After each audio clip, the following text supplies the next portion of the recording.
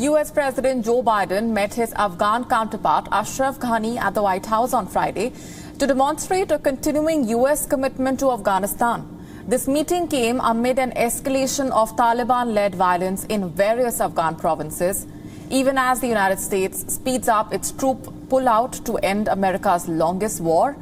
President Ghani and the chair of the High Council for National Reconciliation, Abdullah, met at the Pentagon with the Defense Secretary Lloyd Austin before their highly anticipated meet with President Biden at the White House. During his meeting, Joe Biden assured the Afghan leaders that the partnership between the US and Afghanistan will continue despite the planned military withdrawal. The partnership between Afghanistan and the United States is not ending. It's going to be sustained. And, our troops may be leaving, but support for Afghanistan is not ending in terms of support and maintenance of helping maintain their military as well as economic and political support. The United States is not ending. Meanwhile, Biden praised Ghani and Abdullah for their difficult jobs and their continuous efforts to bring about unity among the Afghan leaders across the board. He also said that people in Afghanistan will now have to decide their future and what they want in order to eliminate the growing Taliban threat from the region. Afghans are going to have to decide their future, what they want, but it won't be for lack of us being helped. There's going to be and the senseless violence that has to stop, but it's going to be very difficult. But we're going to stick with you.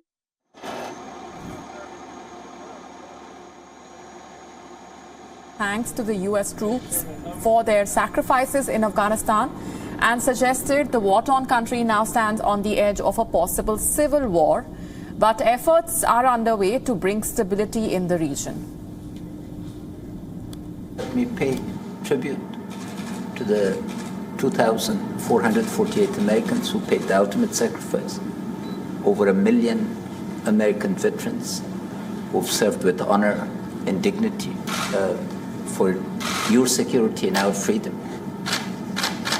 The United States has not spared any effort in blood or treasure during these years, and as a grateful nation, I want to acknowledge that and ask you to thank the Gold Star families. Second, President Biden's decision has been historic. It has made everybody recalculate and reconsider. We are here to respect it and support it.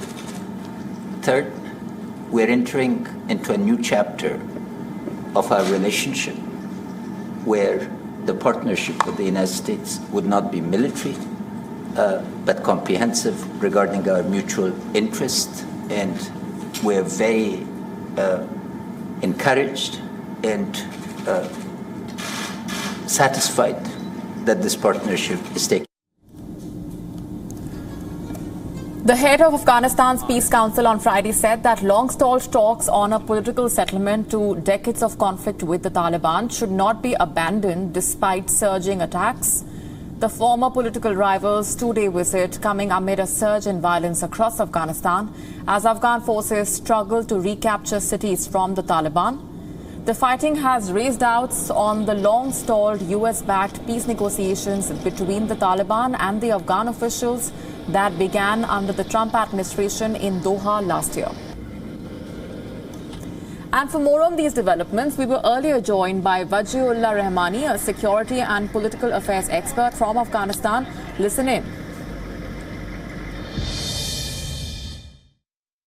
I think it's a difficult assessment, and at the same time, it's difficult because from which perspective you look. From the perspective of the NATO and Americans, I think they have established their goals because they have eliminated the leader of Al-Qaeda who did wage the 9/11 attacks.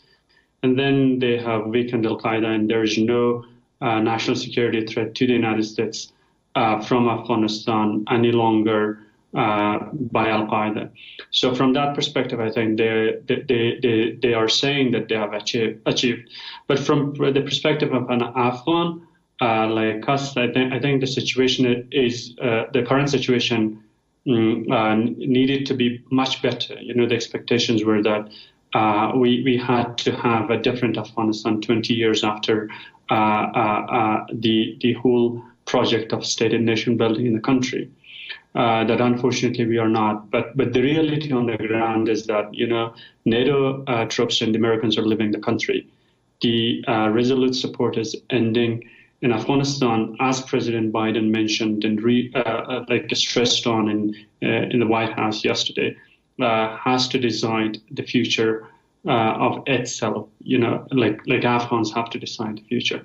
So the reality on the ground is that we Afghans are here alone to decide about the future of Afghanistan, while we are facing a countrywide insurgency, terrorist groups who are attacking all different ethnic groups and religious groups, and at the same time, a government which is weak and has been struggling to continue to remain in control of the geography that has controlled for years.